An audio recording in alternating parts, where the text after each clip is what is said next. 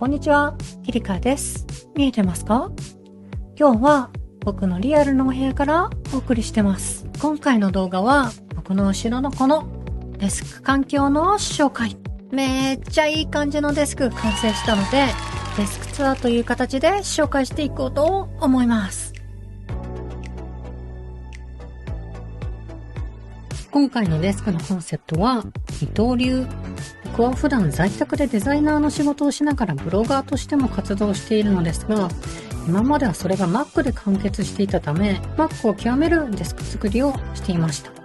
今の環境にする前のデスクはこんな感じ。おそらく最後のインテル Mac ということで、ほぼほぼ最強構成で2020年の iMac を購入。左右にはウルトラファイン 5K モニターを1台ずつつなぎ、トリプル 5K ディスプレイに。最強だし、これでもう5年は使えるっしょ。これで僕のデスク構築の旅は終わったはずだったのですが、2021年秋頃、YouTube やりたい。原神実況したい。ラペットを動かして、VTuber やりたい。あれ？ Windows も必要じゃない？そんなこと考えてたとき、M1 Max MacBook Pro 発売？これ、Windows と組み合わせたらいい感じじゃない？というわけで、最強の Mac 環境を破壊し、Windows も Mac も使えるクリエイターのデスクを組み直すことにしました。まずは今回のデスクの中核となるパソコン2台を紹介します。14インチ MacBook Pro スペック M1 Max チップ 32 Core GPU 64GB メモリ 1TB SSD SSD 容量以外は現在選べる最強の14インチ MacBook Pro。写真のレタッチ、動画編集、3D モデルの作成、サイト作りなど活動のほとんどはこのマシンで行っています。続いては自作 PC、スペック、ケース、エラー ITX、CPU、Ryzen 5 3600、メモリ 32GB、ストレージ 1TB の M2 SSD、GPU、RTX 3060 Ti。去年、超久しぶりに組んだ自作 PC、エラー ITX というおしゃれなコンパクトケースに詰め込んでます。原神などのオンラインゲームをやったり、3D のアバターを動かしたり、Windows にしかできないことはこのマシンで。Mac も Windows も両方3枚すべてのモニターにつなげていて、作業内容に応じて3枚とも Windows、3枚とも Mac、あるいは1枚2枚に分割して、同時に使ったりできるようにしています。机に採用したのは大新工業のスマート昇降デスク。電動で上下に高さを調整できる昇降デスクで、天板は100種類以上の柄からオーダーが可能。この天板はサテンウッド、プランクトという柄です。スマホから遠隔操作もでき、天板は180センチ ×70 センチとモニター3枚が並べられる大型サイズ。電動昇降デスクはデスク環境を維持したまま高さを調整できるのがメリット。ノート PC を持ってリビングで作業をみたいな気分転換は効果的なのですが、マルチモニター環境をそのまま持っていけないのが難点。電動昇降デスクがあれば普通に座って作業するだけでなく、あぐらをかいてみたり、正座してみたり、椅子をどけて立って作業してみたり、それぞれの姿勢に合わせて一番気持ちいい高さにいつもの環境を持っていけます。フル装備を維持して気分転換が効率アップのポイントです。椅子にはストレスレス東京を使っています。これはオフィスチェアでもなく、ゲーミングチェアでもなく、一人でリラックスするためのパーソナルチェア。本来作業用の椅子ではないパーソナルチェアですが、電動昇降デスクの高さ調整機能を使えば椅子側で高さが固定でも、作業椅子に早変わり。この椅子を選んだ理由を話すと、自分の理想のデスクを考えたときに、オフィスチェアだと会社っぽい。せっかく出社がなくなったのに、家まで会社っぽいのは嫌。ゲーミングチェアだとおしゃれじゃない。部屋の他の部分とミスマッチかな。どっちもテンション下がるなぁと思ってしまいました。せっかく最高の部屋なんだから気分が上がるやつがいい。そこで考えたのがパーソナルチェアにするという解決策。快適に過ごすために作られているので、どれだけ長く座っても疲れない。リクライニングもできるので仮眠まで快適。なんならベッドより快眠。めちゃくちゃ満足度高いです。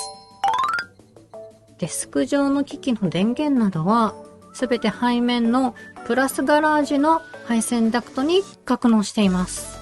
これはデスクの後ろにクランプで装着できるボックスで AC アダプターなどを中に隠して蓋ができます。机の下に配線を格納するアイテムは他にもありますが、これのメリットとしては、1、上から見ても下から見ても配線が隠れているため、電動昇降を上げて下が見えちゃっても綺麗。2、デスク下ではなくデスクの後ろに置くため、フットレストなどで足を伸ばしてデスクを下げても干渉しない。3、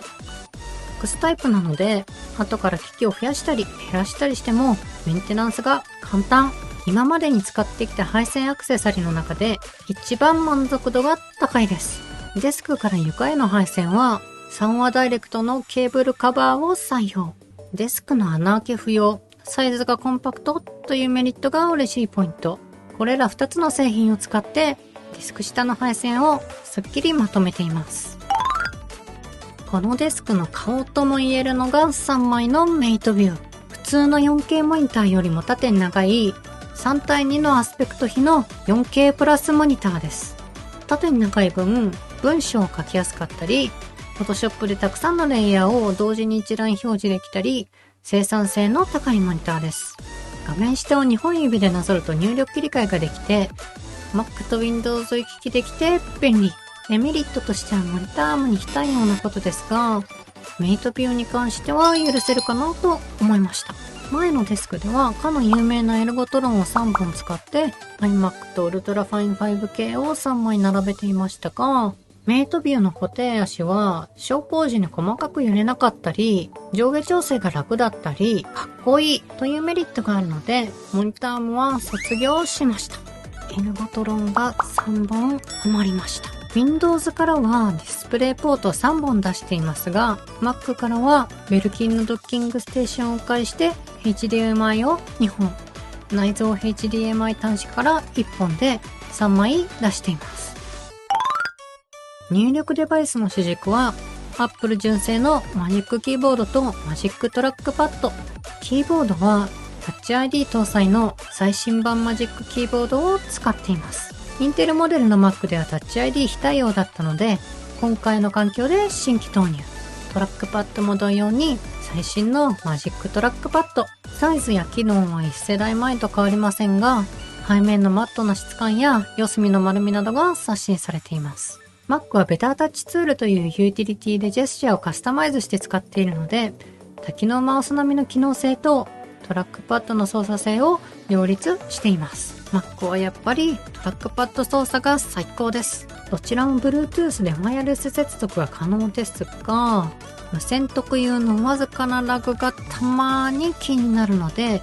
ライトニングケーブルで有線で使っています。特にトラックパッドは有線にすると追従性が上がるので、有線はおすすめ。ケーブルには質感の高いプレイヤー by ベルキンのブレイテッドケーブルを採用しました。Windows 側の入力デバイスは Microsoft Designer Compact Keyboard と Logicoool の MX Anywhere 3を採用。Microsoft Designer Compact Keyboard はミニマルなワイヤレスキーボード。お手本のような綺麗な配列とミニマルな外観かつ Mac 風 IME 切り替えと絵文字キーを搭載したモダンなキーボード。マウスはロジクールの MX Anywhere 3、コンパクトかつ高性能で、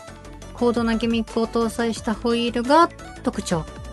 蛍光オンオフ切り替えができ、フリー回転で長距離スクロールができます。デバイス切り替え機能搭載で Windows と Mac の行き来ができるので、Mac 側で 3D モデリングなどをする際はマウスの方が便利なので持っていきます。当初はメイトビュー内蔵スピーカーのミニマルな環境にしようと思っていたのですが、想像していたより音がだいぶいまいちだったのでスピーカーを増設。選んだスピーカーはレイザーノンモというゲーミングスピーカーで、音の指向性がはっきりしていて外観もスタイリッシュです。スピーカーのマウントにはテレコムのディスプレイボードを使っており、トリプルモニターのデスクにありがちなスピーカーの置き場ない問題を解消。見た目もすっごくかっこいいです。Windows 側のマイクは収録用にマオノの指向性 USB コンデンサーマイクを使っています。使わないときはスピーカー横に格納し、使うときだけ手元に出してきます。Mac 側は通話用に半辺の全方位マイクを設置しています。こちらは出したままでも目立たないようにコンパクトなものを選んでみました。イヤホンやヘッドホンをいろいろと使い分けていて、AirPods、AirPods Pro、パーカーゲー K701、BOSE ノイズキャンセリングヘッドホン700、AirPods Max、ソニー WH-H800 などを使っています。ノイキャンの有無だったり、重さだったり、長く使っていて楽かどうかだったり、用途によって合ったものを使っています。あとは単に使い分けていろんな音で聴けるのが楽しいです。家で一番使っているのが BOSE で、2台つながる利便性と装着感の良さがお気に入りポイント。デスク中央にはマグセーフ充電スタンドを置いています。Apple 純正のマグセーフ充電器をはめ込めるアルミブロックで iPhone 12シリーズ以降のマグセーフ対応モデルを 15W の高速ワイヤレス充電できます。見た目もアルミでメイトビューや MacBook、自作 PC と相性抜群。左側にはエレコムのマグセーフ充電スタンドを待機させていて、手前に取り出して VTuber のアバターを動かすときだけ iPhone を乗せて充電しながら使います。フェイストラッキングに最適な角度で電池切れの心配なく収録できます。YouTube での配信を視野に入れた装備です。まだ配信したことはないけどね。机の下には SD カードリーダーを Mac と Windows 両方で使えるよう左右に1個ずつ固定しています。ブログを書くときは毎回カメラから写真を取り込むので必須装備。めちゃくちゃ効率上がるのでおすすめです。Windows 側には USB ポートもリーダーの隣に併設していて、3D モデルの腕を動かすセンサーのディープモーションをつなぐときに使っています。机の下にはケーブルクリップとマグネットで USB Type-C ケーブルも忍ばせていて、卓上でさっとノートパソコンを充電しながら使うときなどに出せるようにしています。予備のマジックキーボード、マジックトラックパッドも机下に格納していて、こちらは会社支給の MacBook を使うときだけ出すので、それ以外のときは隠しています。壁は賃貸 OK の剥がせる壁紙リルムでコンクリート調にして、上には六角形の吸音ボードを貼り付けて、音の反響を抑えつつ雰囲気を作っています。これに間接照明のフィリップスヒュープレイを左右から当てることで、面によって違う色になって立体的な雰囲気に。ピンクと水色のネオンカラーも迫力があって好きですが、普段はビーチをイメージした優しい色に設定してます。デスク右側にはローヤの壁面収納パーティションを設置。これの裏に USB 充電器を忍ばせることで、ケーブルを極力隠していろいろな機器を充電しています。BOSE や Apple のヘッドホン、Oculus Quest、iPad などすべて壁掛け充電するスポットです。デスク左側にはオープンラックのゲームプラスを設置。Apple Watch や iPhone、AirPods など普段持ち運ぶセットはここで充電。鍵、財布、小銭入れ、カードケースなどの普段持ち運ぶ小物はトランク風ケースに収納。気分やその日の服によって付け替えるアプローチのバンドもここにまとめています。カメラのバッテリーパックもこの横で充電してあるので、出かける際には確実に満充電。その下の段には USB PD 充電ケーブルを潜ませていて、持ち運びマシンの MacBook Air、コンパクトなバッグに入れたままの iPad mini をそれぞれ充電できるようにしています。その横には最近使わなくなった2軍アプローチバンドを腕時計ケースに入れて並べています。季節の節目などに合わせて1軍と2軍のバンドは適時入れ替えて使っています。再下段は電源類のボックスや Wi-Fi ルーターなど普段触らなくていいものの置き場にしています。いかがだったでしょうか？ YouTube やりたいなというぼんやりしたところから始まり、やりたいを全部詰め込んで形にしたらこんな感じになりました。もし一つでも参考になるアイディアが動画の中で見つかったようであれば嬉しいです。せっかくこんなにいい環境を作ったので、これからも YouTube 頑張っていきたいですね。このデスクとは別にブログや YouTube 用のガジェット撮影用のデスクのセットアップもあるので、また機会があればそちらも動画にして紹介していきたいです。こんな感じでこれからもこだわりのガジェット情報やデスク周りを動画にしていくので、気になった方はぜひチャンネル登録してくれると嬉しいです。バイバーイ。